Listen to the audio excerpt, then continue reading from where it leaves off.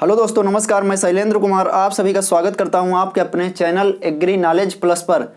आज का हमारा सेशन है सम्मिलित राज्य कृषि सेवा परीक्षा महासंग्राम, जो कि अब बन चुका है मैराथन यूपीपीएससी 2020, जिसके अंतर्गत हम देखेंगे यूपीपीएससी एवं यूपीटीसीटी पीटी एग्रीकल्चर में पूछे जाने वाले ऐसे प्रश्न जिनकी परीक्षा में आने की प्रबल संभावना है।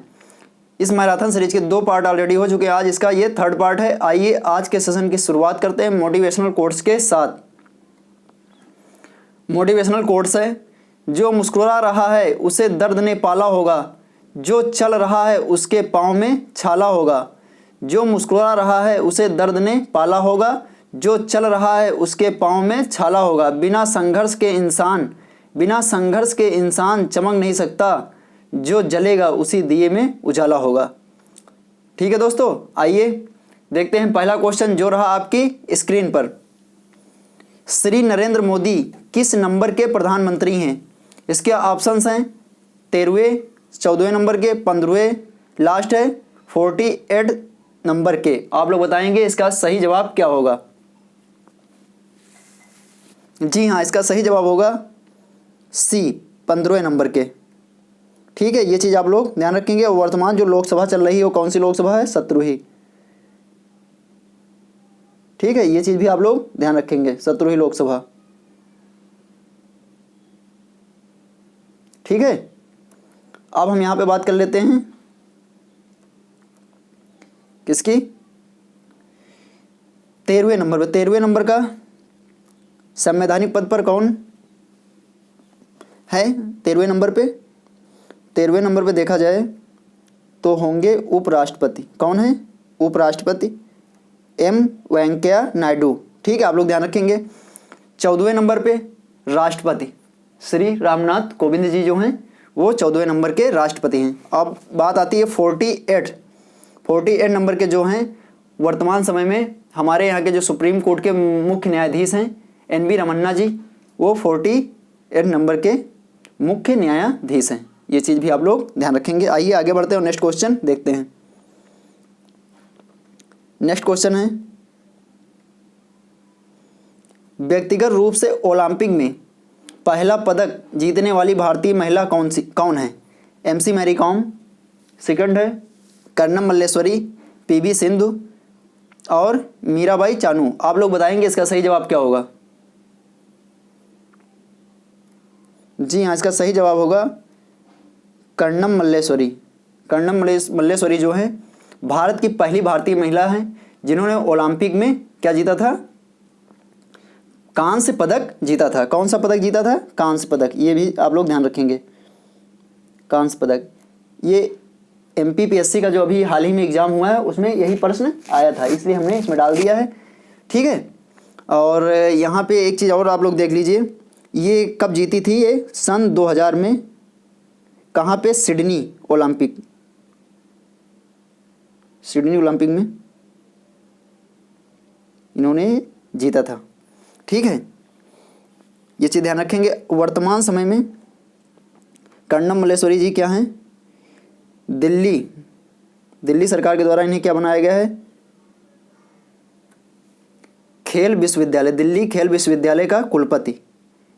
किसका कुलपति? दिल्ली खेल विश्वविद्यालय। ठीक है, कि क्या है? कुलपति हैं। ये चीज़ भी आप लोग ध्यान रखेंगे। आइए आगे बढ़ते हैं और इसका नेक्स्ट ऑप्शन देखते हैं। मीराबाई चानू ने वर्तमान में जो 32वें नंबर के कौन से ओलंपिक इस समय चल रहे हैं टोक्यो में? 32वें नंबर के ओलंपिक जो चल रहे हैं टोक्यो में, इसमें 24 तारीख को 24 जुलाई को इन्होंने क्या जीता है? Silver medal. ठीक है, सिल्वर मेडल जीता है इन्होंने। ये कहाँ की रहने वाली हैं? मणिपुर की रहने वाली हैं। ये चीज़ भी आप लोग ध्यान रखेंगे। और कर्णम मल्लेश्वरी जो थी वो आंध्र प्रदेश की रहने वाली थी, लेकिन वर्तमान समय में कहाँ पे रह रही हैं? हरियाणा में। मीराबाई जो चानू हैं ये मणिपुर की हैं। और यहाँ पे बात, इन्होंने कितने किलोग्राम में वेट में जीता है? 49 kg। और इन्होंने जो भार उठाया था वो कितना था? 202 kg। ये चीज़ भी आप लोग ध्यान रखेंगे। और ये जो कर्णम मल्लेश्वरी हैं उन्होंने 69 kg में कांस्य पदक जीता था। ये चीज़ भी आप लोग ध्यान रखेंगे।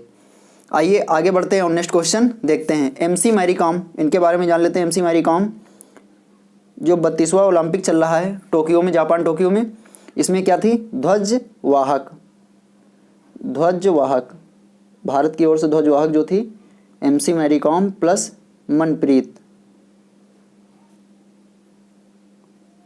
याद रखेंगे आप लोग, ठीक है। आइए आगे बढ़ते हैं, नेक्स्ट क्वेश्चन देखते हैं। नीति आयोग के प्रथम उपाध्यक्ष, ये भी अभी एमपीपीएससी जो एग्जाम हुआ है उसमें ये भी क्वेश्चन आया था। नीति आयोग के प्रथम उपाध्यक्ष कौन थे? इसके ऑप्शन है राजीव कुमार, अरविंद पनगड़िया, अमिताभ कांत, लास्ट है बलबीर सिंह चौहान। आप लोग बताएंगे इसका सही ऑप्शन क्या होगा? जी हाँ, इसका सही जवाब होगा अरविंद पनगड़िया। नीति आयोग के प्रथम उपाध्यक्ष कौन थे? अरविंद पनगड़िया। वर्तमान समय में कौन है?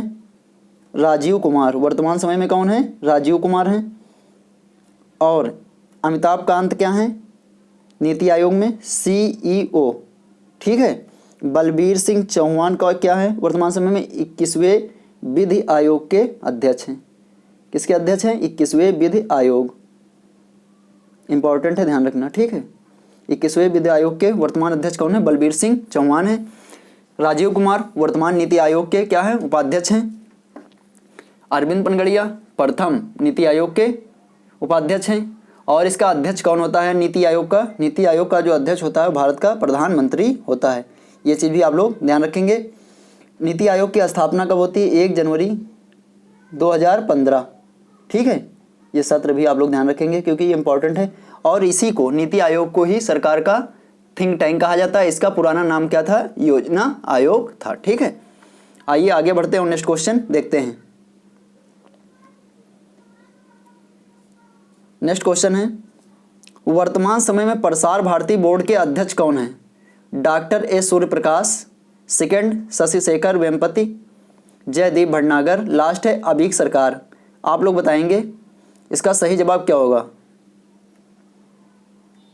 जी हाँ, इसका सही जवाब होगा डॉक्टर एस सूर्यप्रकाश।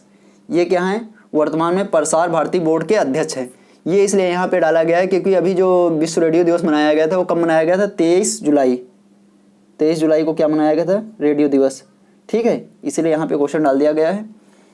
और शशि शेखर वेम्पति जो हैं वर्तमान समय में क्या हैं?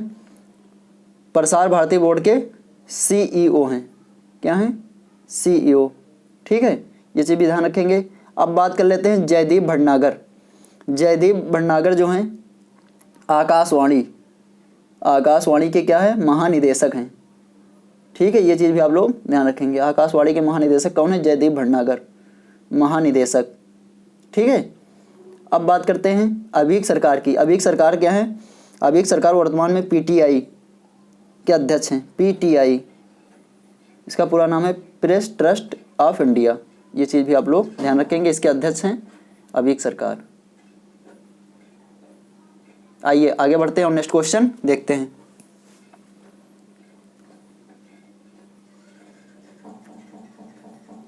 निम्न का सही मिलान कीजिए। एक साइड में कुछ देश दिए गए हैं, दूसरे साइड में क्या दिया गया है? राजधानियां दी गई हैं। इनका सही मिलान करना है। आइए देखते हैं। पुर्तगाल की राजधानी क्या है? लिस्बन। ये तो बिल्कुल सही है। पुर्तगाल की जो राजधानी है वर्तमान समय में क्या है? लिस्बन है। इंडोनेशिया की राजधानी क्या है? जकार्ता। नीदरलैंड की राजधानी क्या है? एम्स्टर्डम, ठीक है। और स्वीडन की राजधानी क्या है? स्टॉकहोम सम्मेलन यहीं पे स्वीडन में ही हुआ था, ठीक है। आइए आगे बढ़ते हैं और नेक्स्ट क्वेश्चन देखते हैं।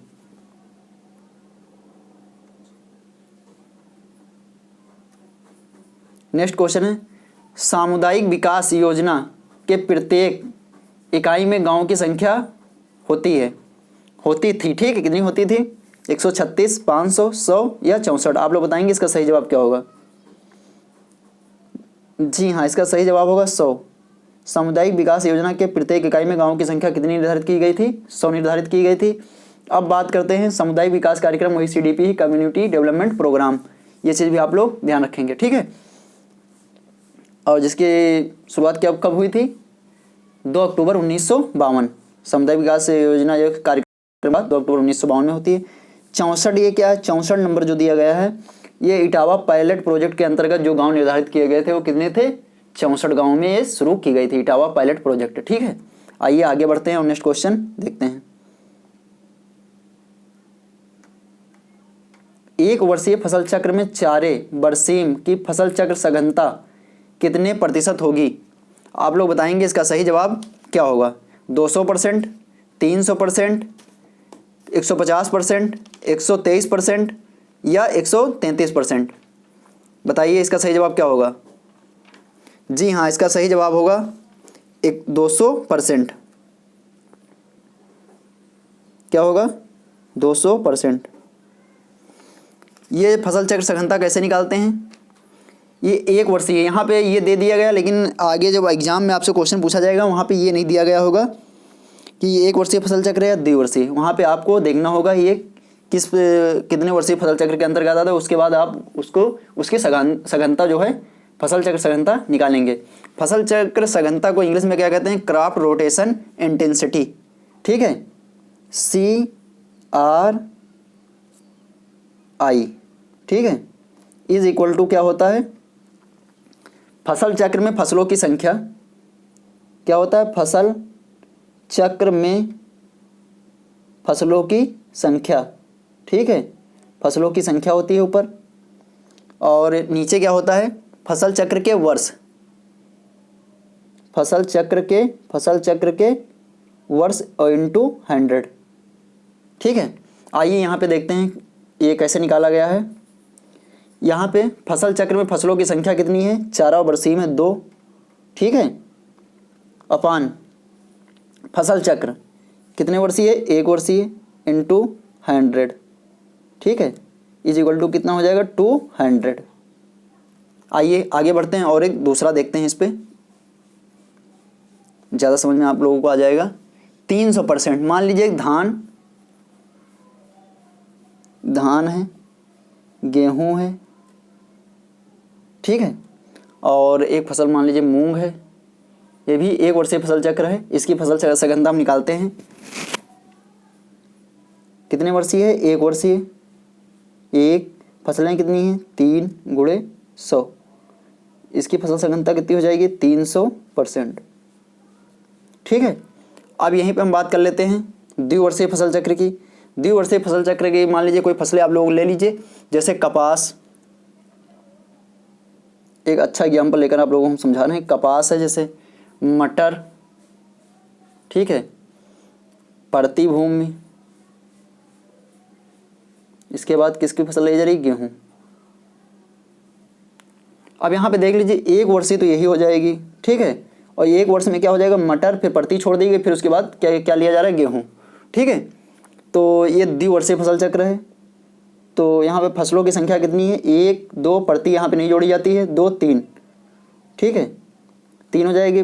फसल चक्र कितने वर्ष का है, ये 2 वर्ष का, इंटू 100, तो 300 हो जाएगा बटे 2 इज इक्वल टू कितना आ जाएगा, 150%। ठीक है, समझ गए। अब इसी तरह से पेपर में क्वेश्चन आता है और हमने यहाँ पे समझाने का प्रयास किया है। हम आशा करते हैं कि आप लोगों को समझ में भी आ गया होगा। आइए आगे बढ़ते हैं और नेक्स्ट क्वेश्चन देखते हैं। पानी पौधे का संपूर्ण पोषक है नामक वाक्य किसने दिया? पानी जो है पौधे का संपूर्ण पोषक है नामक वाक्य किसने दिया? Robert Boyle, J.B. Helmont, J.R. Glauber, Francis Bacon. आप लोग बताएंगे इसका सही जवाब क्या होगा।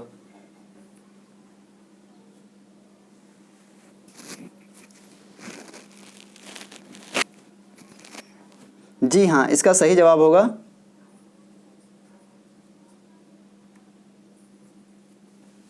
पानी पौधे का संपूर्ण पोषक। यहां पे संपूर्ण होके क्या होगा, संपूर्ण होके मुख्य पोषण। क्या होगा, मुख्य पोषण। अभी बता रहे हैं क्यों।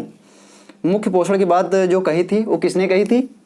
पानी जो है पौधे का मुख्य पोषण या पोषक है, ये बात कही थी फ्रांसिस बेकन। किसने कही थी? Francis Bacon. और अगर यहाँ पे लिख के आता संपूर्ण पोषण, तो संपूर्ण पोषण की बात जो कही थी वो जेबी बोन्सीगल्ट, कौन थे? जेबी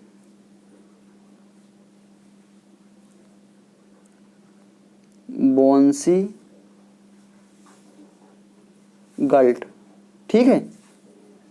अगर पानी के पौधे के संपूर्ण पोषण की बात अगर कथन किसी पूछा जाए, किसने बोला है कि पानी जो है पौधे का संपूर्ण पोषण है, तो वहाँ पे होगा जेबी बोन्सीगल्ट। और अगर पानी पौधे का मुख्य पोषक है तो उसका सही जवाब होगा फ्रांसिस बेकन। ये चीज़ आप लोग ध्यान रखेंगे, ठीक है। यहाँ पे थोड़ा प्रिंटिंग मिस्टेक हुई है, लेकिन यहाँ से 2 क्वेश्चन कवर हो गए आप लोगों के। अगर आप लोगों से पूछा जा रहा है कि पानी पौधे का मुख्य पोषक है तो ये फ्रांसिस बेकन का कथन था, और अगर पानी पौधों का संपूर्ण पोषण की बात की जा रही तो ये होगा जेबी बोन्सीगल्ट, ठीक है। आइए आगे बढ़ते हैं, नेक्स्ट क्वेश्चन देखते हैं। निम्न में कौन सा पोषक तत्व पौधे में अचल तत्व को दर्शाता है? कैल्शियम, मैग्नीशियम, नाइट्रोजन, फास्फोरस, और लास्ट में क्या दिया गया है? Nitrogen, phosphorus. आप लोग बताएंगे इसका सही जवाब क्या होगा? अचल तत्व या अगतिशील तत्व भी इसे कहा जाता है। जी हाँ, इसका सही जवाब होगा कैल्शियम। कैल्शियम जो होता है पौधों में क्या होता है? अचल तत्व या अगतिशील, अगतिशील तत्व, ठीक है। इसके अलावा अगतिशील तत्व में और एक भी आता है बोरान। क्या आता है? बोरान। कैल्शियम और बोरान जो हैं ये अचल या अगतिशील तत्व हैं, ये चीज़ आप लोग ध्यान रखेंगे। और इनके जो कमी के लक्षण होते हैं, कमी के लक्षण कहाँ पे दिखते हैं? पौधे के शीर्ष भाग पर। शीर्ष भाग पर कहाँ दिखते हैं? पौधे के शीर्ष भाग पर कमी के लक्षण दिखते हैं, ठीक है। अब यहाँ पे और समझते हैं, कम गतिशील तत्व कौन से होते हैं? कम गतिशील, वो तो अचल या अगतिशील हो गए थे। कम गतिशील में देख लीजिए कौन कौन से तत्व आते हैं। अगतिशील के अंतर्गत फेरस है, मैग्नीज है, सल्फर, कॉपर और क्लोरीन, ये सब किसमें आते हैं? कम गतिशील में। अब बात करते हैं मध्यम गतिशील में। मध्यम गतिशील जो होते हैं इसमें जिंक को रखा गया है, मध्यम गतिशील, ठीक है। मध्यम गतिशील तत्व कौन सा है? जिंक, जिंक है, ध्यान रखेंगे। और इनके जो कमी के लक्षण होते हैं पुरानी और नई पत्तियों दोनों पर देखने को मिलते हैं। अब अति गतिशील जो तत्व होते हैं उसमें एनपीके है, मैग्नीशियम है, मॉलिब्डेनम है आदि, ठीक है। इनके कमी के लक्षण पौधे की निचली पत्तियों पर देखने को मिलते हैं। आइए आगे बढ़ते हैं और नेक्स्ट क्वेश्चन देखते हैं।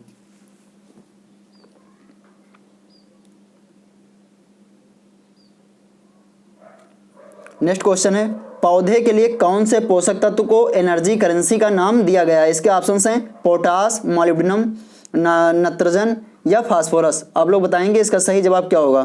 पौधे के लिए कौन से पोषक तत्व को एनर्जी करेंसी का नाम दिया गया है? पौधों के लिए जो एनर्जी करेंसी मतलब एनर्जी का जो कार्य करता है वो कौन सा तत्व है? फास्फोरस, ठीक है। फास्फोरस जो है एनर्जी करेंसी का कार्य करता है। और नाइट्रोजन जो होता है पौधे के ऊपरी भाग में जितनी क्रियाएं होती हैं उसमें अहम रोल किसका होता है? ज़्यादातर नाइट्रोजन का होता है। और निचले भाग में मुख्य रोल जो निभाता है वो कौन सा होता था? तो फास्फोरस, ठीक है। जिस प्रकार नाइट्रोजन का कार्य ऊपरी भाग में होता है, ठीक उसी प्रकार फास्फोरस का रोल क्या होता है? मिट्टी के अंदर या जड़ों के साथ वही क्रिया लगभग में होती है, ठीक है। ये चीज़ ध्यान रखेंगे। रोग प्रतिरोधक क्षमता कौन उत्पन्न करता है पौधों में? पोटास, ठीक है। ये चीज़ भी आप लोग ध्यान रखेंगे। आइए आगे बढ़ते हैं और नेक्स्ट क्वेश्चन देखते हैं। निम्न में कौन विपणन का मुख्य कार्य नहीं है? उत्पादन का एकत्रीकरण करना, प्रोसेसिंग, वितरण और परिवहन व्यवस्था। आप लोग बताएंगे इसका सही जवाब क्या होगा? जी हाँ, इसका सही जवाब होगा, बताइए, इसका सही जवाब होगा परिवहन व्यवस्था। परिवहन व्यवस्था जो है वो विपणन का मुख्य कार्य नहीं है, ठीक है। आइए समझते हैं यहाँ पे विपणन के जो मुख्य कार्य होते हैं उसमें कौन कौन से होते हैं? उत्पादन का एकत्रीकरण, प्रोसेसिंग और वितरण, ये 3 मुख्य कार्य होते हैं। इसके अलावा द्वितीय कार्य में कौन से आते हैं? विपणन का मतलब होता है मार्केटिंग। मार्केटिंग तो आप लोग समझ ही रहे होंगे। मार्केटिंग जो है किसी भी व्यवसाय का एक मुख्य भाग होता है, इसके बगैर वो व्यवसाय अधूरा रहता है। समझ गए कि नहीं। जैसे कृषि में अगर विपणन न शामिल किया जाए तो कृषि का जो कृषि है वो अपूर्ण रहेगी, उत्पादन जो है उसका अपूर्ण रहेगा, क्योंकि अगर मार्केटिंग नहीं होगी, अगर उसकी सेलिंग ही नहीं हो पाएगी तो उत्पादन उसका अपूर्ण माना जाएगा। और ये जो मार्केटिंग होती है कृषि उत्पादन की प्रारंभिक अवस्था यानी प्रारंभिक बिंदु से लेकर, कृषि उत्पादन के प्रारंभिक बिंदु से लेकर अंतिम अवस्था यानी कि जो होती है लास्ट बिंदु जो होता है उपभोक्ता तक पहुंचाना ही क्या कहलाता है, विपणन कहलाता है। उत्पादन के प्रारंभिक बिंदु से अंतिम बिंदु यानी कि उपभोक्ता तक वस्तुओं को पहुंचाना ही क्या कहलाता है, मार्केटिंग या विपणन कहलाता है। और इसके मुख्य भाग तो आप लोगों को पता ही हो गए, उत्पादन का एकत्रीकरण, प्रोसेसिंग और वितरण। अब बात कर लेते हैं इसके द्वितीयक भाग में। द्वितीयक भाग में जो होता है ग्रेडिंग आती है। क्या क्या आता है, ग्रेडिंग, ध्यान रखेंगे। ग्रेडिंग के अलावा आता है मानकीकरण। ग्रेडिंग मानकीकरण जो होता है मानक प्रदान करना, ठीक है। वस्तुओं को यहाँ पे ग्रेड दिए जाते हैं, मतलब उनको उनकी छटाई की जाती है। जैसे मान लीजिए आप लोगों ने देखा होगा, मान लीजिए चना परचेज करते हैं तो देखा होगा चना कई कैटेगरी में आता है, कुछ बड़ा होगा फिर उससे छोटा होगा फिर उससे छोटा होगा, यही क्या होता है, ग्रेडिंग होती है। उनको अलग अलग करना ग्रेडिंग कहलाती है। पैकेजिंग, वस्तुओं को फिर पैक करना क्या होता है, पैकेजिंग होती है। दूसरा होता है पैकेजिंग, ठीक है, पैकेजिंग ध्यान रखेंगे। और थर्ड नंबर पे आता है इसी में परिवहन व्यवस्था। उसके बाद भंडारण, भंडारण के बाद होता है जोखिम उठाना, क्योंकि अगर हम भंडारण करेंगे तो उसमें रिस्क भी बहुत सारा रहता है कि कहीं वस्तु खराब ना हो जाए। ये सब द्वितीयक कार्य में आते हैं विपणन के, ठीक है। और उसके बाद होता है सेलिंग, ये चीज़ आप लोग ध्यान रखेंगे। मुख्य कार्य में है उत्पादन एकत्रीकरण या प्रोसेसिंग और विपणन। और द्वितीयक कार्य में ग्रेडिंग, मानकीकरण, पैकेजिंग, भंडारण, जोखिम उठाना, परिवहन व्यवस्था, वित्त व्यवस्था और बेचना। इसमें से 3 ये दिए गए होंगे एग्जाम में जब पूछा जाएगा, और एक जो होता है द्वितीयक का डाल दिया जाता है, द्वितीयक कार्य का, मार्केटिंग का। और यहाँ पे लोग कंफ्यूज हो जाते हैं, ये चीज़ आप लोग ध्यान रखेंगे और यहाँ पे गलती नहीं करेंगे। आइए आगे बढ़ते हैं और नेक्स्ट क्वेश्चन देखते हैं। गेहूं की उचित बीज दर किलोग्राम प्रति हेक्टेयर है, इसका सही जवाब क्या होगा, 75, 49, 100 किलोग्राम या 50 किलोग्राम। जी हाँ, इसका सही जवाब होगा 100 किलोग्राम। क्या होगा, 100 किलोग्राम, ठीक है। 100 किलोग्राम बीज प्रति हेक्टेयर ही गेहूं की बुआई के लिए पर्याप्त होता है। आइए आगे बढ़ते हैं और नेक्स्ट क्वेश्चन देखते हैं। नेक्स्ट क्वेश्चन है, फील्ड प्लॉट तकनीक का जनक किसे माना जाता है।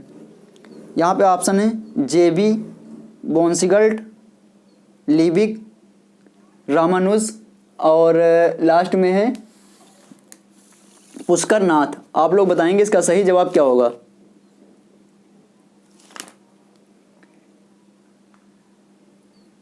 जी हाँ, इसका सही जवाब होगा जेबी बोन्सीगल्ट, ठीक है। क्या होगा, जेबी बोन्सीगल्ट। फील्ड प्लॉट तकनीक के जो जनक हैं कौन है, जेबी बोन्सीगल्ट, ठीक है। ये चीज़ आप लोग ध्यान रखेंगे। आइए आगे बढ़ते हैं और नेक्स्ट क्वेश्चन देखते हैं।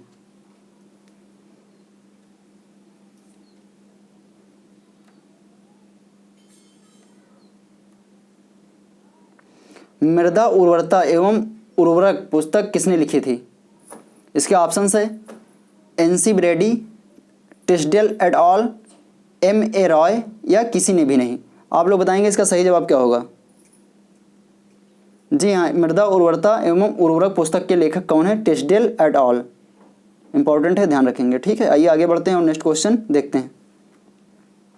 सामुदायिक विकास कार्यक्रम का आरंभ किसकी संस्तुति के आधार पर किया गया था। फिजिकल आयोग 1949, मोर ग्रो फूड इंक्वायरी कमेटी, ये भी 1949 में बनती है। और इसके थर्ड ऑप्शन है ए और बी दोनों या इनमें से कोई नहीं। आप लोग बताएंगे इसका करेक्ट जवाब क्या होगा। मोस्ट इंपॉर्टेंट क्वेश्चन है, ठीक है। इसका सही जवाब होगा ए और बी दोनों। सामुदायिक विकास कार्यक्रम यानी कम्युनिटी डेवलपमेंट प्रोग्राम CDP जो 2 अक्टूबर कब शुरू की जाती है, 2 अक्टूबर 1952। इसके लिए संस्तुति जो की थी यानी जिसका आधार था, मेन आधार था फिजिकल आयोग 1949 और grow more food inquiry committee, दोनों ही इसका मुख्य आधार थी, ठीक है। आइए आगे बढ़ते हैं और नेक्स्ट क्वेश्चन देखते हैं।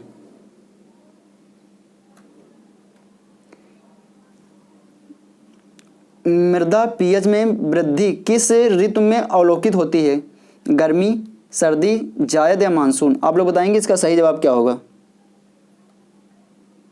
मृदा पीएच में जो वृद्धि होती है वो किस ऋतु में अवलोकित होती है? इसका जवाब होगा सर्दी। मृदा के पीएच मान में जो बढ़ोतरी या वृद्धि देखी गई वो किस में देखी गई? सर्दी की ऋतु में। ठीक है, चीज़ आप लोग नोट डाउन कर लेंगे। आगे बढ़ते हैं और नेक्स्ट क्वेश्चन देखते हैं। आरंभ में सामुदायिक विकास योजना कितने विकास क्षेत्रों में शुरू की गई थी? 20, 68, 48, 55। इसका सही जवाब आप लोग बताएंगे क्या होगा। जी हाँ, इसका सही जवाब होगा आरंभ में सामुदायिक विकास योजना जो थी 55। कितने विकास क्षेत्र थे इसके? 55 विकास क्षेत्रों में, और प्रत्येक के अंतर्गत कितने गांव निर्धारित किए गए थे? 100 गांव। प्रत्येक इकाई में कितने गांव थे? 100 गांव। ठीक है, जिसके बारे में पहले हम बता भी चुके हैं। आगे बढ़ते हैं और नेक्स्ट क्वेश्चन देखते हैं। राष्ट्रीय प्रसार सेवा की शुरुआत कब हुई? ये यहाँ का लिख गया है, या इसका होगा कब हुई। इसके ऑप्शन है 1953, 1928, 1948, 1952। आप लोग बताएंगे इसका सही जवाब क्या होगा। जी हाँ, इसका सही जवाब होगा 1953। 2 अक्टूबर 1953 में क्या शुरू होता है? राष्ट्रीय प्रसार सेवा। और CDP जो होती है, कम्युनिटी डेवलपमेंट प्रोग्राम, ये भी कब शुरू होता है? 2 अक्टूबर 1952। ठीक है, ये 2 अक्टूबर 1952 है। कम्युनिटी डेवलपमेंट प्रोग्राम, सामुदायिक विकास कार्यक्रम। 1928 मारथंडम योजना जो चलती है, मारथंडम कार्यक्रम जो चलता है, ये कब चलता है? 1928। ठीक है, अब बात करते हैं 1948। 1948 में क्या होता है? इटावा अग्रगामी परियोजना। इटावा अग्रगामी परियोजना 1948 में शुरू होती है। 1952 CDP के बारे में हमने बता ही दिया है। ठीक है, कम्युनिटी डेवलपमेंट प्रोग्राम। आइए आगे बढ़ते हैं और नेक्स्ट क्वेश्चन देखते हैं। देश में सामुदायिक विकास कार्यक्रम की शुरुआत कब हुई है? वही क्वेश्चन है, ये रिपीट हुआ है। सामुदायिक विकास कार्यक्रम की शुरुआत 2 अक्टूबर 1952 में होती है। 2 अक्टूबर 1952। ठीक है, नेक्स्ट क्वेश्चन देखते हैं। नेक्स्ट क्वेश्चन है, राष्ट्रीय स्तर पर राष्ट्रीय कृषि विपणन कार्य कौन सी संस्था देखती है? इसके ऑप्शन है केंद्रीय विपणन समितियां, प्राथमिक विपणन समितियां, नाफेड या ट्राइफेड। आप लोग बताएंगे इसका सही जवाब क्या होगा। इस पर हम थोड़ा लंबी चर्चा करेंगे, क्योंकि यहाँ पे जितनी समितियां दी गई हैं ये सभी इंपॉर्टेंट है। ठीक है, आप लोग ध्यान से सुनेंगे। राष्ट्रीय स्तर पर जो राष्ट्रीय कृषि विपणन कार्य है वो नाफेड किसके द्वारा देखा जाता है? नाफेड के द्वारा देखा जाता है। तो इसका सही जवाब हो जाएगा नाफेड। ठीक है, अब यहाँ पे देखते हैं नाफेड का पूरा नाम। सबसे पहले नाफेड का पूरा नाम देखते हैं। इसका पूरा नाम क्या है? नाफेड का पूरा नाम है नेशनल एग्रीकल्चर, आप लोग नोट डाउन कर लेंगे, national agriculture cooperative marketing federation of India limited. फिर से सुन लीजिए एक बार, इसका पूरा नाम नाफेड का है national agriculture cooperative marketing federation of India limited. ठीक है, इसकी स्थापना नाफेड की कब होती है? 1958 में। 1958 में होती है। राष्ट्रीय स्तर पर जो कृषि विपणन कार्य है वो इसी संस्था के द्वारा देखा जाता है। अब बात करते हैं प्राथमिक विपणन समितियां। यहाँ पे दूसरा आया है प्राथमिक विपणन समितियां। प्राथमिक विपणन समितियां जो होती हैं, इनका कार्य क्या होता है? ये मंडियों अथवा थोक संग्रह जो होता है, मंडियों अथवा थोक संग्रह के जो केंद्र होते हैं, केंद्रों पर कार्य करती हैं। मंडियों और थोक संग्रह केंद्रों पर ये कार्य करती हैं। कौन? प्राथमिक विपणन समितियाँ। अब यहाँ पे बात करते हैं ट्राइफेड, ये मोस्ट इंपॉर्टेंट है। ठीक है, इसके बारे में हम देखते हैं ट्राइफेड क्या है। ट्राइफेड का पूरा नाम सबसे पहले देख लेते हैं क्या है। ट्राइफेड TRIFED। ठीक है, ट्राइफेड का पूरा नाम जो है ट्राइबल, आप लोग नोट डाउन कर लीजिए, tribal cooperative marketing development federation of India. एक बार फिर से सुन लीजिए, tribal cooperative marketing development federation of India. इसकी स्थापना कब होती है? इसकी स्थापना 1987 में होती है। कब होती है? 1987। ये सत्र भी आप लोग ध्यान रखेंगे। अब हम बात करते हैं ट्राइफेड की। ट्राइफेड जो है जनजातीय समूह होते हैं उनके द्वारा जो जंगलों से, पेड़ पौधों या वनों से जो उत्पाद मतलब प्रोडक्ट बनाए जाते हैं, उनकी मार्केटिंग की जिम्मेदारी किसके हाथों में है? ट्राइफेड के हाथों में है। लेकिन यहीं पे हम एक इम्पॉर्टेंट बात करते हैं, शायद वो आप लोगों ने नहीं सुना होगा, ध्यान से सुनिए एक बार। जो ट्राइबल एरियाज़ में गेहूं और धान की सरकारी खरीद होती है, उसकी जिम्मेदारी किसकी होती है? इसके अंदर की जिम्मेदारी होती है ट्राइफेड। लेकिन ट्राइफेड यहाँ पे डायरेक्ट काम नहीं करता है। ट्राइफेड जो होता है एफसीआई का एजेंट। किसका एजेंट होता है? एफसीआई का एजेंट होता है। एफसीआई के एजेंट के रूप में कार्य करता है। किसके लिए? जो ट्राइबल एरियाज़ में गेहूं धान इत्यादि की खरीदारी होती है, वहाँ पे एफसीआई का ये एजेंट के तौर पे कार्य करता है। इसके अलावा यहाँ पे एक इम्पॉर्टेंट बात और है, जो वहाँ पे मोटे अनाज हैं, जैसे मोटे अनाज क्या होता है? मोटे अनाज ज्वार और बाजरा, सांवा, कोदो, रागी जो होता है, ठीक है। मोटे अनाज के मतलब जो मोटे अनाज हैं या दाल हैं या तिलहन है, इसकी खरीदारी जो होती है वहाँ पर ये किसका एजेंट होता है? वहाँ पे कृषि एवं सहकारिता विभाग के, कृषि एवं सहकारिता विभाग का एजेंट होता है। कृषि एवं सहकारिता विभाग, ये इंपॉर्टेंट था इसलिए यहाँ पे हमने बता दिया, ठीक है। कृषि एवं सहकारिता विभाग का एजेंट के तौर पे ये कार्य करता है ट्राइफेड। बाकी जो वन से उत्पादित प्रोडक्ट होते हैं उनकी निगरानी और मार्केटिंग ये डायरेक्ट करता है, ठीक है। आइए आगे बढ़ते हैं और नेक्स्ट क्वेश्चन देखते हैं। नेक्स्ट क्वेश्चन है, भूदान आंदोलन कार्यक्रम किसके द्वारा शुरू किया गया? बाल गंगाधर तिलक, महात्मा गांधी, रविंद्रनाथ टैगोर, आचार्य विनोबा भावे। आप लोग बताएंगे इसका सही जवाब क्या होगा? जी हाँ, इसका सही जवाब होगा आचार्य विनोबा भावे। भूदान आंदोलन कार्यक्रम जो है आचार्य विनोबा भावे के द्वारा 18 अप्रैल 1951 में आंध्र प्रदेश, कहाँ पे? आंध्र प्रदेश के पोचमपल्ली गांव में। कहाँ पे शुरू किया गया था? पोचमपल्ली गांव, आंध्र प्रदेश का एक गांव है पोचमपल्ली। पोचमपल्ली गांव से इसकी शुरुआत की जाती है। इसका जो मुख्य उद्देश्य होता है, स्वेच्छा से, जो बड़े कृषक थे, स्वेच्छा से भूमि का दान करना, स्वेच्छा से भूमि का दान करना। और इस भूमि को क्या किया जाता था? जो भूमिहीन किसान होते थे उनको दान में मिली भूमि को दे दिया जाता था, ठीक है। इंपॉर्टेंट कार्यक्रम है, आचार्य विनोबा भावे के द्वारा शुरू किया जाता है। ये कई परीक्षाओं में पूछा गया है, ठीक है। आप लोग ध्यान रखेंगे कहाँ से शुरुआत होती है और कब इसकी शुरुआत की जाती है, सब कुछ आप लोग ध्यान रखेंगे। आइए आगे बढ़ते हैं और नेक्स्ट क्वेश्चन देखते हैं। नेक्स्ट क्वेश्चन है, चने की अवरोधी किस्म किसके प्रति प्रतिरोधिता रखती हैं? विल्ट, झुलसा रोग, बाढ़, सूखा। आप लोगों ने सुना होगा कि जो चने की फसलें होती हैं उसमें कौन सी डिजीज लगती है? विल्ट, जिसे क्या कहते हैं? उकठा, ठीक है। क्या कहते हैं? उकठा। और ये जो उकठा होता है ये कवक जनित बीमारी होती है। किसके द्वारा लगती है? फ्यूजेरियम स्पीसीज के द्वारा ये चने में लगती है। ये कवक होता है, ठीक है, फंगस होता है। आप लोग ध्यान रखेंगे। और यहाँ पे हम बात कर लेते हैं, जो चने की फसलें हैं वो जो इतनी अवरोधी फसलें बनाई गई हैं वो इसी रोग के प्रति अवरोधी होती हैं, ठीक है।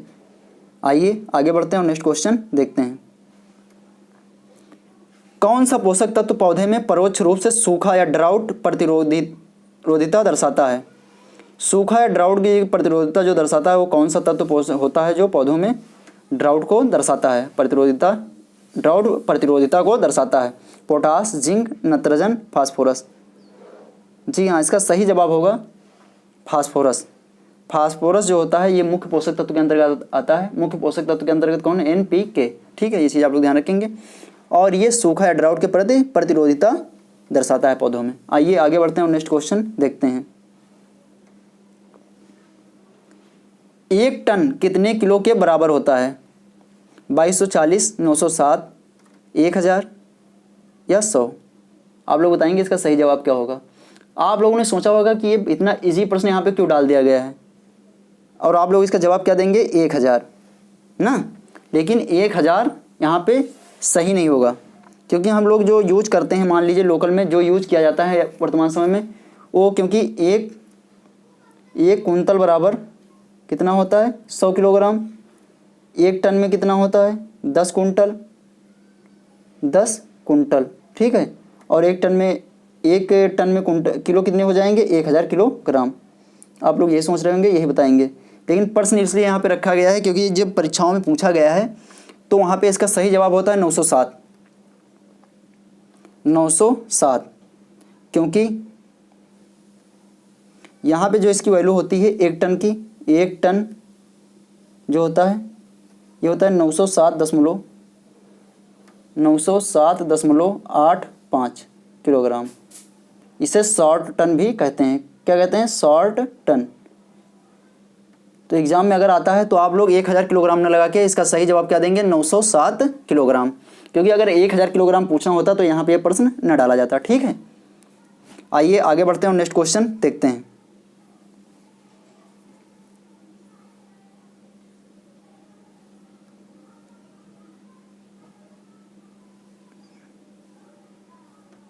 नेक्स्ट क्वेश्चन देखते हैं।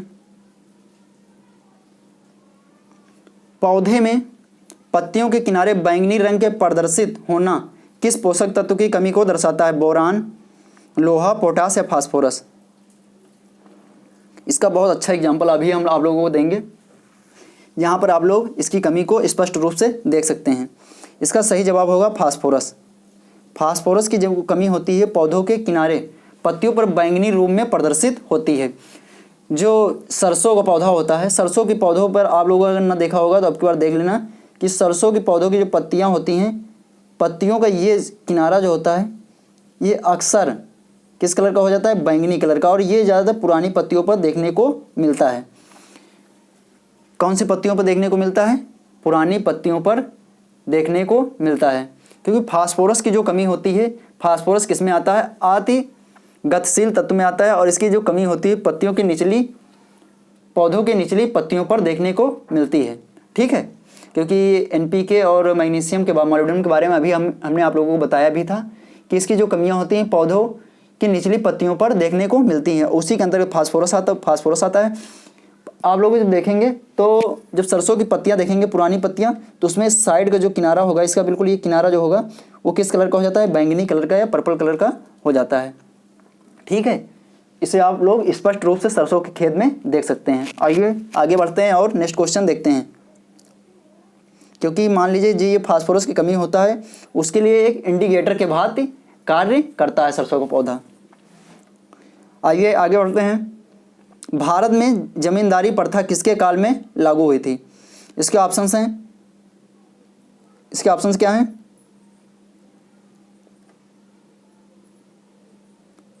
लॉर्ड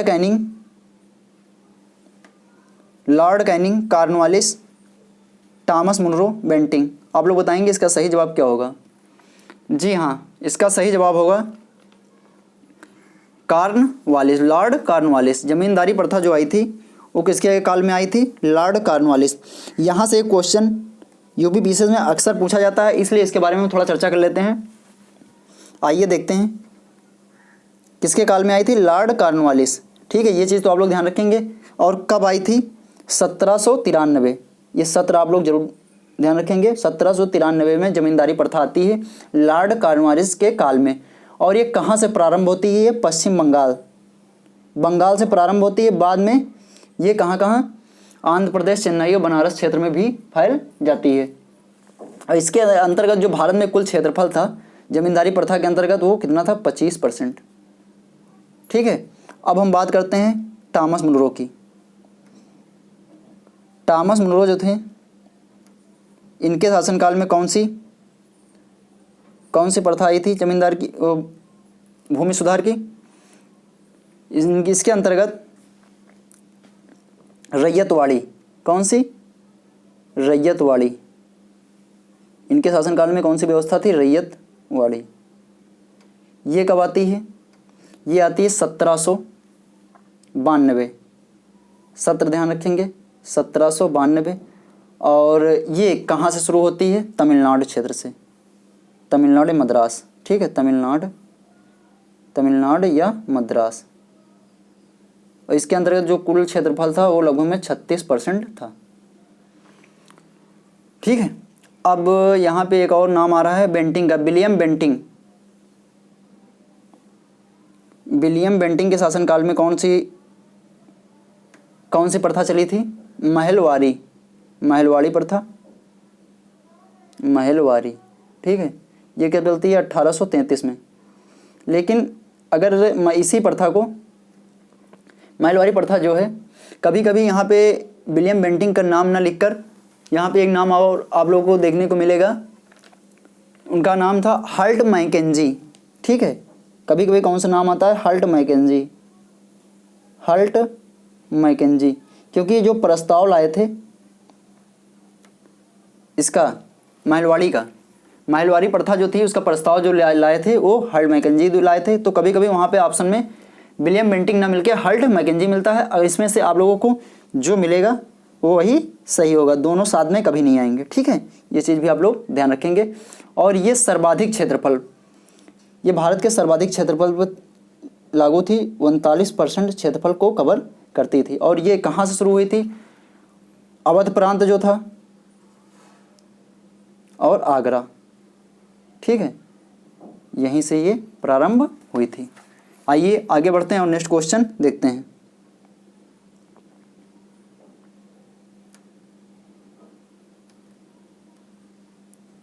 सामान्यतः गेहूं की फसल में क्रमशः नाइट्रोजन, फास्फोरस, पोटास की संतुलित मात्रा है 40-30-0, 120-60-30, 30-20-0, 80-40-0। आप लोग बताएंगे इसका सही जवाब क्या होगा? जी हाँ, इसका सही जवाब होगा 120-60-30। खाद्यान्न फसलों के लिए जो एनपीके की संस्तुति की गई वो कितनी की गई? 4:2:1, ठीक है। एनपीके की जो संस्तुति की गई है वो 4:2:1, ठीक है। ये चीज़ भी आप लोग ध्यान रखेंगे। आइए आगे बढ़ते हैं और नेक्स्ट क्वेश्चन देखते हैं। राष्ट्रीय कृषि विपणन संस्थान कहाँ स्थापित किया गया? दिल्ली, लखनऊ, नागपुर, जयपुर। आप लोग बताएंगे इसका सही जवाब क्या होगा? जी हाँ, इसका सही जवाब होगा Jaipur. National institute of agriculture marketing, English में क्या कहते हैं? National institute of agricultural marketing, जिसकी स्थापना कहाँ होती है? जयपुर, राजस्थान। इंपॉर्टेंट है, national institute of agriculture marketing, इसकी स्थापना जयपुर में होती है। कब होती है? 1988, ठीक है, 1988, 8 अगस्त 1988 को national institute of agriculture marketing की स्थापना जयपुर, राजस्थान में होती है, ठीक है। अब बात करते हैं नागपुर। नागपुर में क्या था? नागपुर में 1937 में, नागपुर महाराष्ट्र में एगमार्क एक्ट जो है वो कब आया था? 1937 में। और एगमार्क का जो केंद्रीय कार्यालय इसका कहाँ है? एगमार्क का वो नागपुर में है, केंद्रीय कार्यालय। एक्ट कौन सा? 1937, ठीक है। केंद्रीय कार्यालय इसका कहाँ है? नागपुर में। इंपॉर्टेंट है, ध्यान रखेंगे। आगे बढ़ते हैं, नेक्स्ट क्वेश्चन देखते हैं। सीखने के उद्देश्य के संदर्भ में प्रसार विधि कार्य दक्षता से संबंधित है। व्याख्यान, भ्रमण, विधि प्रदर्शन, प्रशिक्षण। सीखने के उद्देश्य के संदर्भ में प्रसार विधि जो है कार्य दक्षता से संबंधित है। इसका सही जवाब होगा विधि प्रदर्शन। सीखने के उद्देश्य के संदर्भ में प्रसार विधि जो है कार्य दक्षता जो है किससे संबंधित है? विधि प्रदर्शन से, ठीक है। आइए आगे बढ़ते हैं और नेक्स्ट क्वेश्चन देखते हैं। भारत में कृषि उत्पादों के बाजार को किसके अधीन विनियमित किया जाता है? आवश्यक वस्तु अधिनियम, राज्यों द्वारा अधिनियमित कृषि उत्पाद विपणन, कृषि उत्पाद श्रेणीकरण चिन्हांकन अधिनियम, खाद्य उत्पाद आदेश। आप लोग बताएंगे इसका सही जवाब क्या होगा? जी हाँ, इसका सही जवाब होगा राज्यों द्वारा अधिनियमित कृषि उत्पाद विपणन। अब बात करते हैं आवश्यक वस्तु अधिनियम, ये कब आता है? 1955। सत्र जरूर ध्यान रखेंगे। कृषि उत्पाद श्रेणीकरण एवं चिन्हांकन 1937। ठीक है। और यहाँ पे बात कर लेते हैं खाद्य उत्पाद आदेश, ये कब आता है? 1956। ठीक है, ये चीज़ आप लोग ध्यान रखेंगे। आइए आगे बढ़ते हैं और नेक्स्ट क्वेश्चन देखते हैं। नेक्स्ट क्वेश्चन है horse hoeing husbandry. Horse hoeing husbandry जो है नामक पुस्तक के किसने लिखी थी? आप लोग बताएंगे इसका सही जवाब क्या होगा? जी हाँ, इसका सही जवाब होगा Jethro tool. Horse hoeing husbandry जो पुस्तक थी किसके द्वारा लिखी गई थी? जेथ्रो टुल के द्वारा लिखी गई थी। जेथ्रो टुल को और के किस नाम से जाना जाता है? जेथ्रो टुल ने किस चीज़ की खोज की थी? किसके जनक माने जाते हैं? वीड साइंस के जनक माने जाते हैं। आइए आगे बढ़ते हैं और नेक्स्ट क्वेश्चन देखते हैं। सामुदायिक विकास कार्यक्रम का मुख्य उद्देश्य क्या था? सामुदायिक विकास कार्यक्रम का मुख्य उद्देश्य ग्रामीण क्षेत्रों में रोजगार उपलब्ध कराना, शिक्षा के स्तर को बढ़ाना, ग्रामीण लोगों को बहुमुखी विकास, ग्रामीण क्षेत्रों को सड़कों से जोड़ना। आप लोग बताएंगे इसका सही जवाब क्या होगा? इंपॉर्टेंट क्वेश्चन है, ठीक है। इसका सही जवाब होगा ग्रामीण क्षेत्रों को सड़कों से जोड़ना। सामुदायिक विकास कार्यक्रम जो चलाया गया था उसका मुख्य उद्देश्य था ग्रामीण क्षेत्रों को सड़कों से जोड़ना। ठीक है, यहाँ पे ना रोजगार होगा, ना शिक्षा के स्तर को बढ़ाना, ना ग्रामीण लोगों को बहुमुखी विकास। ग्रामीण क्षेत्रों को सड़कों से जोड़ना सामुदायिक विकास कार्यक्रम का मुख्य उद्देश्य था। आइए आगे बढ़ते हैं और नेक्स्ट क्वेश्चन देखते हैं। अच्छी प्रकार से गेहूं का दाना भरने के लिए तापक्रम की आवश्यकता होती है। इसका सही जवाब बताइए क्या होगा? 16 से 20 डिग्री सेंटीग्रेड, 23 से 25, 20 से 23 डिग्री सेल्सियस, 20 से 25 डिग्री सेल्सियस। आप लोग बताएंगे इसका सही मान क्या होगा? जी हाँ, 23 से 25। गेहूं में दाना भरते समय उसी टेम्परेचर जो होता है वो कितना होना चाहिए? 23 से 25। गेहूं की सिंचाई की क्रिटिकल स्टेज क्या होती है? CRI, क्राउन रोड स्टिगेशन। ठीक है, स्टेज क्राउन रोड स्टेज जो होती है वो सिंचाई की गेहूं की क्रिटिकल स्टेज होती है आफ्टर सोइंग 21 डेज। ठीक है, गेहूं की बुआई के 21 दिन बाद के स्टेज जो होती है क्राउन रोड स्टेज, वो गेहूं की सिंचाई की क्रिटिकल स्टेज होती है। आइए आगे बढ़ते हैं और नेक्स्ट क्वेश्चन देखते हैं। धान के ग्रासी स्टंट रोग, धान का जो ग्रासी स्टंट रोग लगता है का वाहक होता है green leaf hopper, brown plant hopper, bacterial blight, BLB या तना छेदक। आप लोग बताएंगे इसका सही जवाब क्या होगा? इसके अंतर्गत हम 4 क्वेश्चन कवर करेंगे। आइए देखते हैं। धान का ग्रासी स्टंट रोग जो होता है इसका वाहक जो होता है क्या होता है? बताइए। Brown plant hopper. इसका सही जवाब क्या होगा? Brown plant hopper. ठीक है, इसका ये सही जवाब होगा। अब देखते हैं green leaf hopper. Green leaf hopper के कारण क्या लगता है? टुंगरू वायरस। धान में टुंगरू वायरस जो लगता है किसके कारण लगता है? Green leaf hopper. Bacterial blight, इसके कारण धान का क्रेसिक, प्रारंभिक अवस्था में जो लगता है धान में क्रेसिक। ठीक है, तना छेदक, तना छेदक जो होता है ये किसके कारण होता है? Dead heart. इसके कारण क्या होता है धान में? Dead heart. डेड हार्ट जो बीमारी होती है धान में वो तना छेदक के कारण लगती है। ठीक है, आइए आगे बढ़ते हैं और नेक्स्ट क्वेश्चन देखते हैं। निम्नलिखित में कौन से उत्पादन के अनिवार्य कारक हैं? लैंड, लेबर, पूंजी या कैपिटल। ठीक है, उपरोक्त सभी। आप लोग बताएंगे इसका सही जवाब क्या होगा? जी हाँ, इसका सही जवाब होगा उपरोक्त सभी। उपरोक्त सभी जो होगा इसका सही जवाब होगा, क्योंकि यहाँ पे जो उत्पादन के कितने कारक होते हैं? मुख्य 5। तो उसमें होता है भूमि,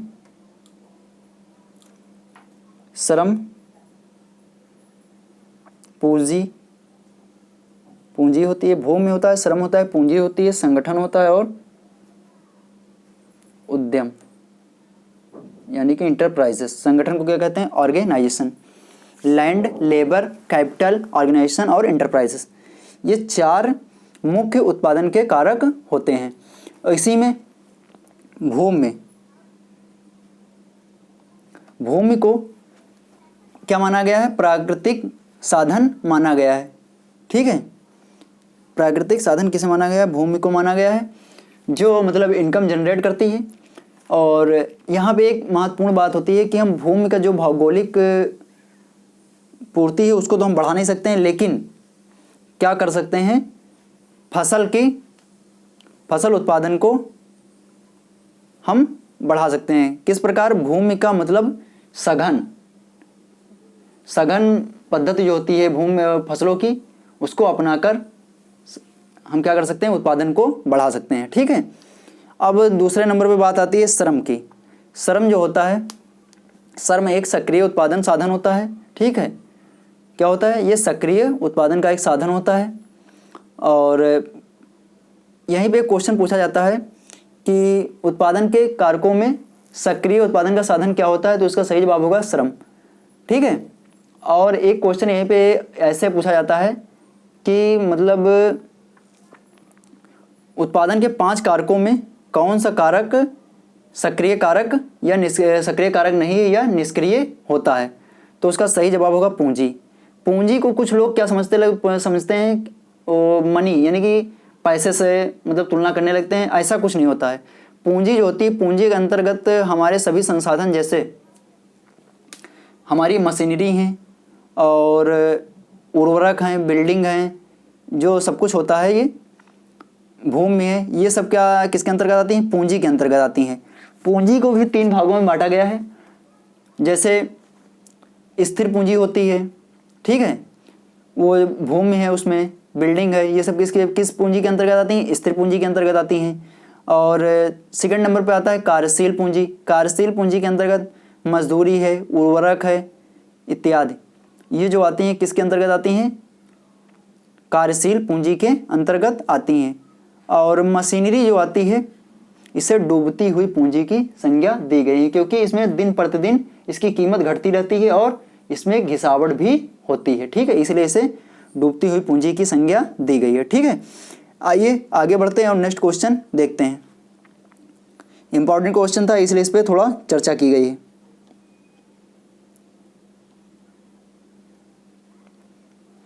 ये लास्ट क्वेश्चन था, यहाँ से हम शुरू करते हैं रिवीजन।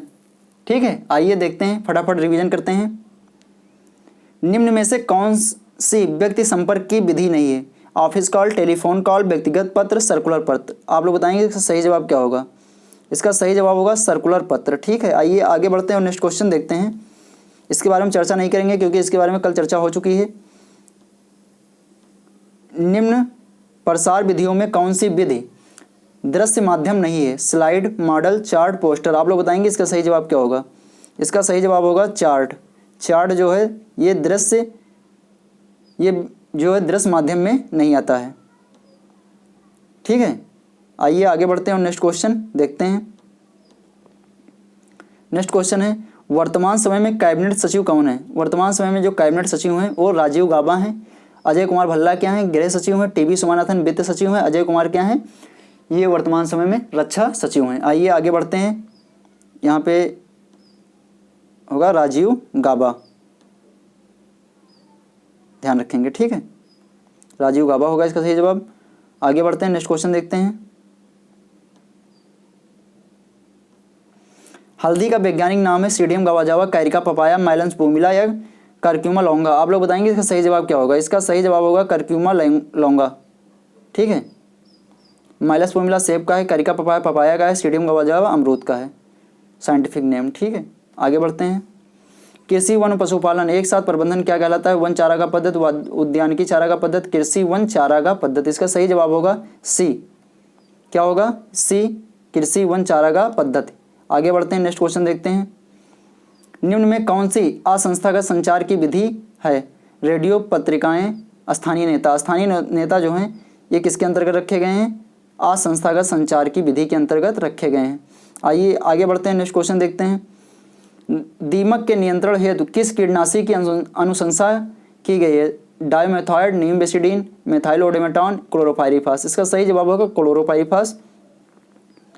ये एक कॉन्टैक्ट इंसेक्टिसाइड के अंतर्गत रखी गई है। ठीक है, आगे बढ़ते हैं, नेक्स्ट क्वेश्चन देखते हैं। निम्न में से किसके उत्पादन में भारत का प्रथम स्थान नहीं है? चावल, दलहन, दूध, जूट। चावल के उत्पादन में भारत का प्रथम स्थान नहीं, बाकी दलहन है। ठीक है, चावल के उत्पादन में भारत का प्रथम स्थान नहीं है, बाकी दलहन, दूध, जूट के उत्पादन में क्या है? प्रथम स्थान है। चावल के उत्पादन में कौन सा स्थान है? द्वितीय। ठीक है, प्रथम स्थान किसका है? चीन का। आइए आगे बढ़ते हैं और नेक्स्ट क्वेश्चन देखते हैं।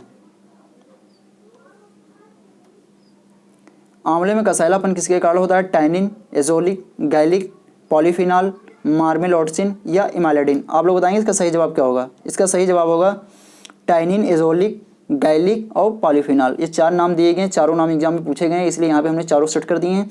मार्मेलोडसिन के कारण जो होता है बेल में कड़वाहट होती है, किसमें? बेल में। और इमाइलेडिन में बादाम में। इमाइलेडिन में बादाम में जो कड़वाहट होती है वो किसके कारण होती है? इमाइलेडिन के कारण होती है। आगे बढ़ते हैं, नेक्स्ट क्वेश्चन देखते हैं। धान में डेड हार्ट, व्हाइट हेड किस कीट के प्रकोप से होता है? तना छेदक। अभी हम बता चुके हैं, इसका सही जवाब होगा तना छेदक। आगे बढ़ते हैं, नेक्स्ट क्वेश्चन देखते हैं। निम्न प्रसार विधियों में कौन सी एक विधि शेष से भिन्न है? पोस्टर, फोल्डर, समाचार, बुलेटिन। इसमें जो पोस्टर है वो सबसे भिन्न है, क्योंकि पोस्टर जो होता है वो सिंगल सूचना के लिए प्रयोग किया जाता है। ठीक है, बाकी फोल्डर जो होता है ये सूचनाओं का समूह है, समाचार पत्र सूचनाओं का समूह, बुलेटिन भी सूचनाओं का एक समूह है। ठीक है, आगे बढ़ते हैं, नेक्स्ट क्वेश्चन देखते हैं। जीन शब्द किसके द्वारा प्रयोग किया? जॉनसन, मेंडल, बेटसन और सल। इसका सही जवाब होगा जॉनसन। जीन शब्द जो था वो जॉनसन के द्वारा प्रयोग किया गया था। आगे बढ़ते हैं, नेक्स्ट क्वेश्चन देखते हैं। निम्न में कौन सा जनसंचार की विधि नहीं है? पोस्टर, परिणाम प्रदर्शन, रेडियो, दूरदर्शन। आप लोग बताएंगे इसका सही जवाब क्या होगा? इसका सही जवाब होगा परिणाम प्रदर्शन। परिणाम प्रदर्शन जो होता है वो जनसंचार की एक विधि नहीं है। आगे बढ़ते हैं, नेक्स्ट क्वेश्चन देखते हैं।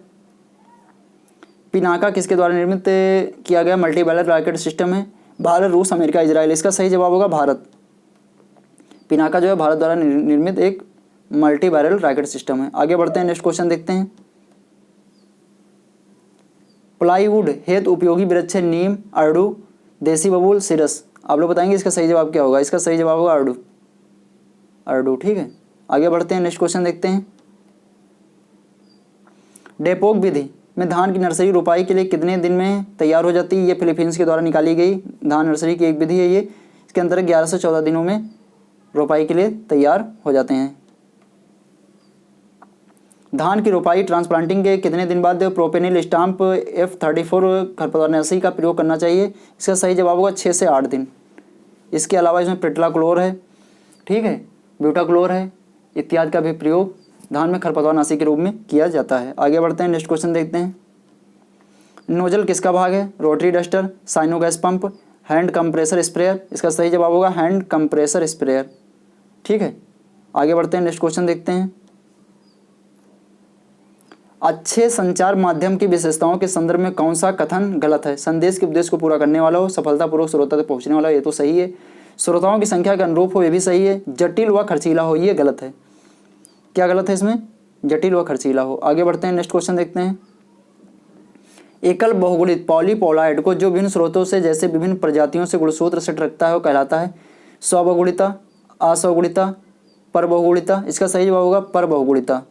ठीक है, क्या होगा सही जवाब? परबहुगुणिता। आगे बढ़ते हैं, नेक्स्ट क्वेश्चन देखते हैं। पिंक बालवर्म किसका एक खतरनाक कीट है? सरसों, कपास, चना, भिंडी। इसका सही जवाब होगा कपास। कपास में सर्वाधिक, कपास के बॉल को सर्वाधिक हानि पहुंचाने वाला कीट कौन सा है? पिंक बालवर्म, जिसे गुलाबी कीट भी कहा जाता है। ठीक है, आगे बढ़ते हैं, नेक्स्ट क्वेश्चन देखते हैं। निम्न में कौन सा संचार का तत्व नहीं है? संप्रेषक, विश्लेषक, संदेश, संदेश उपचार। इसका सही जवाब होगा विश्लेषक। ठीक है, विश्लेषक संचार का एक तत्व नहीं है, जबकि संप्रेषक होता है, संदेश होता है, संदेश उपचार होता है। ठीक है, आगे बढ़ते हैं, नेक्स्ट क्वेश्चन देखते हैं।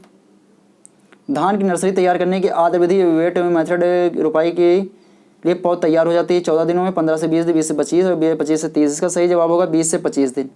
यही प्रयोग भारत में सर्वाधिक प्रयोग में लाई जा रही है। ठीक है, आगे बढ़ते हैं, नेक्स्ट क्वेश्चन देखते हैं।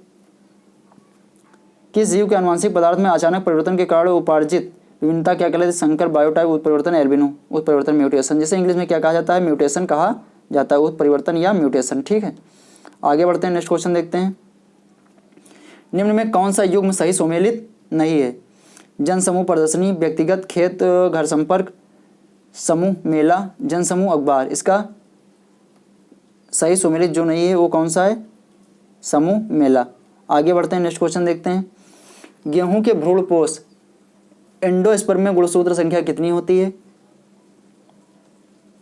इसका सही जवाब होगा 63। भारत में जो सर्वाधिक क्षेत्र में गेहूं बोया जाता है उसकी गुणसूत्र संख्या 2n कितना 42 या हेक्सापोलाइट वैरायटियाँ होती है। ठीक है, आइए आगे बढ़ते हैं और नेक्स्ट क्वेश्चन देखते हैं। निम्न में कौन सी संस्थागत संचार की विधि नहीं है? कृषि पर्यवेक्षक, समाचार पत्र, दुकानदार, प्रसार अधिकारी। कृषि पर्यवेक्षक हैं, समाचार पत्र हैं, प्रसार अधिकारी, ये सभी संस्थागत के अंतर्गत आते हैं, जबकि दुकानदार जो है ये असंस्थागत के अंतर्गत आता है। आइए आगे बढ़ते हैं और नेक्स्ट क्वेश्चन देखते हैं।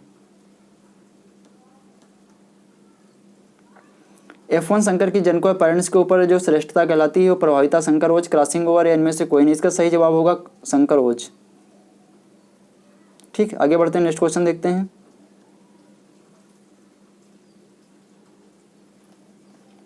देश में सामुदायिक विकास कार्यक्रम की शुरुआत कब होती है? ये तो अभी हमने बताया ही है, 1952। 1948 में इटावा पायलट प्रोजेक्ट, 1928 में मारथंडम, 1974 में क्या चलता है? T&V। 1974 वाला आप लोग दें, T&V training and visit, T&V programme. ठीक है, 1974 में शुरू होता है ट्रेनिंग एंड विजिट। आगे बढ़ते हैं, नेक्स्ट क्वेश्चन देखते हैं। निम्न में कौन सी जनसंपर्क की विधि नहीं? विधि प्रदर्शन, बुलेटिन, दूरदर्शन, पोस्टर। जनसंपर्क की विधि नहीं है, बुलेटिन भी है, दूरदर्शन भी है, पोस्टर भी, लेकिन विधि प्रदर्शन नहीं है। ठीक है, जनसंपर्क की विधि। आगे बढ़ते हैं, नेक्स्ट क्वेश्चन देखते हैं। धान के पौधे की प्रारंभिक वृद्धि अवस्था में क्रेसेक किस रोग के कारण होता है? Bacterial blight, BLB। इसका सही जवाब क्या होगा? BLB। ठीक है, आगे बढ़ते हैं, नेक्स्ट क्वेश्चन देखते हैं। विश्व वानिकी दिवस कब मनाया जाता है? विश्व वानिकी दिवस 21 मार्च को मनाया जाता है। कब मनाया जाता है? 21 मार्च। आगे बढ़ते हैं, नेक्स्ट क्वेश्चन देखते हैं।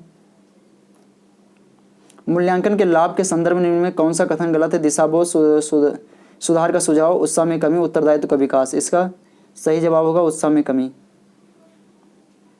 मूल्यांकन के लाभ के संदर्भ में कौन सा कथन इसमें गलत है? उत्साह में कमी। अगर उत्साह में कमी है तो वहाँ पे मूल्यांकन ठीक प्रकार से नहीं हो पाएगा। हरड़ या टर्मिनेलिया चेबुला किस कुल का पौधा है? ग्रेमिनी, लेगुमिनेसी, क्राम्बेटेसी, कंपोजिटी। इसका सही जवाब होगा क्राम्बेटेसी। क्या होगा? क्राम्बेटेसी। कंपोजिटी कुल के सूरजमुखी है, कुसुम है इत्यादि आते हैं। लेगुमिनेसी दलहनी कुल है, ग्रेमिनी घास परिवार है। आगे बढ़ते हैं, नेक्स्ट क्वेश्चन देखते हैं। फेरोमोन पास आकर्षित करता है मादा बग को, सुंडियों को, मादा सलब को या नर सलब को। इसका सही जवाब होगा नर सलब को। फेरोमोन ट्रैप्स होते हैं ये नर सलब को अपनी ओर आकर्षित करते हैं। ठीक है, आगे बढ़ते हैं और नेक्स्ट क्वेश्चन देखते हैं। इको फ्रेंडली कीटनाशी कौन सा है? मेलाथियन, नीमबेसिडिन, थायोडान या परमेथ्रिन। इसका सही जवाब होगा नीमबेसिडिन। ये नीम बेस्ड उत्पाद होते हैं, इसके अंतर्गत एजाडाइरेक्टिन जैसे आता है। एजाडाइरेक्टिन का आप लोगों ने नाम तो सुना ही होगा। ये भी एक इको फ्रेंडली है, इसके द्वारा पर्यावरण को किसी प्रकार की भी हानि नहीं होती है। इन्हें जैविक विधियों से तैयार किया जाता है। आगे बढ़ते हैं। सुप्रीम कोर्ट में जज बनने वाली पहली वकील कौन है? इंदु मल्होत्रा, ज्योति शर्मा, नुपुर कुलश्रेष्ठ, हिना जायसवाल। पहली भारतीय महिला जो जज से वकील बनी है सुप्रीम कोर्ट में वो कौन है? इंदु मल्होत्रा। ज्योति शर्मा क्या है? ज्योति शर्मा वर्तमान समय में क्या है आप लोग बताइए। और इनके बारे में ये जो हैं सेना में जज हैं। कहाँ जज हैं? सेना में। सेना में जज कौन है? ज्योति शर्मा। नुपुर कुलश्रेष्ठ क्या है? ये भारतीय तटरक्षक बल जो होता है उसमें क्या है? DIG हैं। और हिना जायसवाल प्रथम भारतीय महिला वायुसेना में फ्लाइट इंजीनियर। ठीक है, ये चीज़ आप लोग ध्यान रखेंगे। 9.5 से 10.5 pH वाली लवण युक्त भूमि के लिए उपयुक्त फल वृक्ष कौन सा? अमरूद, इमली, अंगूर, अनार। इस pH मान के लिए सबसे उपयुक्त वृक्ष है इमली। क्या होगा? इमली। इसके अलावा अमरूद है, आंवला है और जामुन है इत्यादि भी लवणीय भूमि में उगाए जा सकने वाले वृक्ष हैं। आगे बढ़ते हैं, नेक्स्ट क्वेश्चन देखते हैं।